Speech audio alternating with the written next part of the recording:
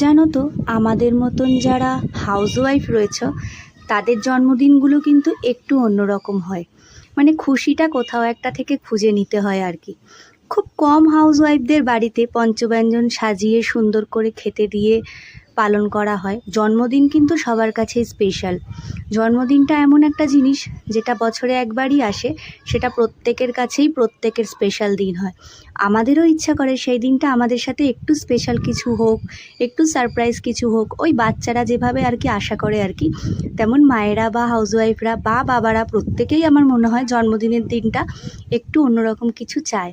অনেকেরই হয়তো ওরমভাবে সাজিয়ে খেতে দেয়, আবার অনেকের আমার মতন যাদের রান্নাঘরের দায়িত্ব নিজের ওপর থাকে, কখনোই সে নিজের জন্য রান্না করে সাজিয়ে বসে খেতে বসে না। আমাদেরই একটা বন্ধুর জন্মদিন ছিল, খুশবু ওর নাম। এত খুশি হয়ে গেল, একটা ছোট্ট কেক এনে ওর সেলিব্রেশন করলাম।